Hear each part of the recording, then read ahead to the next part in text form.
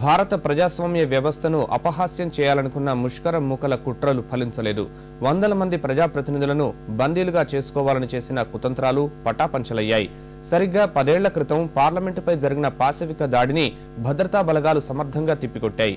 దాడిలో దోషులుగా తేలిన వారిని శిక్షించడంలో మాత్రం మన ప్రభుత్వాలు నేటికి విఫలమవుతూనే ఉన్నాయి.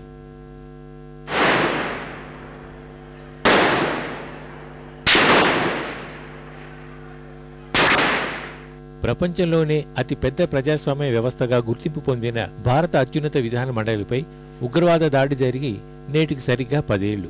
పాకిస్తాన్లో ఉగ్రవాద శిక్షణ పొందిన లష్కర్-ఇ-తోయిబా, జైషే మహమ్మద్ సంస్థల ముష్కరులు 2001 డిసెంబర్ 13న భారత పార్లమెంటుపై దాడికి దిగారు.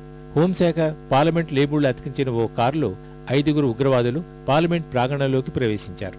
వెంటనే భవనంలోకి చొచ్చుకెళ్లేందుకు ప్రయత్నించగా భద్రతా బలగాలు అడ్డుకున్నాయి. నాటి ఉపరాష్ట్రపతి కృష్ణకాంత్ భవనం వద్దకు దూసుకెళ్లిన ముష్కరులు అక్కడి భద్రతా బలగాలపై కాల్పులు జరిపారు. అప్రమత్తమైన బలగాలు ఉగ్రవాదులపై ఎదురు కాల్పులకు దిగాయి. దాడికి యత్నించిన 5గురు ఉగ్రవాదులతో పోరాడి వారిని మట్టుపెట్టాయి. ఈ దాడిలో పార్లమెంటు ఉద్యోగి ఒకరు, 6గురు భద్రతా సిబ్బంది ప్రాణాలు కోల్పోయారు. మరో 18 మంది గాయపడ్డారు. దాడి సమయంలో 40 నిమిషాలు ఉభయ సభలు వాయిదా పట్టడం వల్ల పలువురు ఎంపీలు పార్లమెంట్ లాబీల్లోకొచ్చారు. నాటి కేంద్ర హోంమంత్రి అద్వానీ సహా ముఖ్య నేతలు తమ కార్యాలయాల్లోనే ఉన్న భద్రతా బలగాల సమయస్ఫూర్తి, తెగువతో భారీ ముప్పు తప్పింది. దాడి ఘటనకు 10 ఏళ్లు అవుతున్న సందర్భంగా తమ ప్రాణాల్ని పణంగా పెట్టి భారత ప్రతిష్టను కాపాడిన వీరుల త్యాగాన్ని దేశం ఎప్పుడూ స్మరించుకుంటూనే ఉంటుందని కేంద్ర మంత్రి హరీష్ రావత్ తెలిపారు. वो अटैक हमारी संसदीय व्यवस्था पर था, हमारे लोकतंत्र पर था. अपने प्राणों का उत्सर्ग किया. जिन्होंने बहादुरी दिखा करके हमारे इस मंदिर को बचाने का काम किया, हम उन सबको प्रणाम करते हैं, उनको सैल्यूट करते हैं.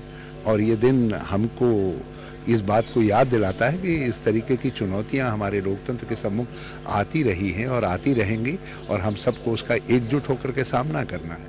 పార్లమెంటుపై దాడిలో మృతి చెందిన వారికి శ్రద్ధాంజలి ఘటించేందుకు నేడు స్మారక కార్యక్రమం ఏర్పాటు చేశారు. ఇందులో ప్రధాని మన్మోహన్ సింగ్, యూపీఏ అధ్యక్షురాలు సోనియా గాంధీ, బీజేపీ అగ్రనేత అద్వానీ, లోక్సభ స్పీకర్ మీరా కుమార్, రాజ్యసభ చైర్మన్ హమీద్ అన్సారీ సహా పలువురు నేతలు పాల్గొనున్నారు.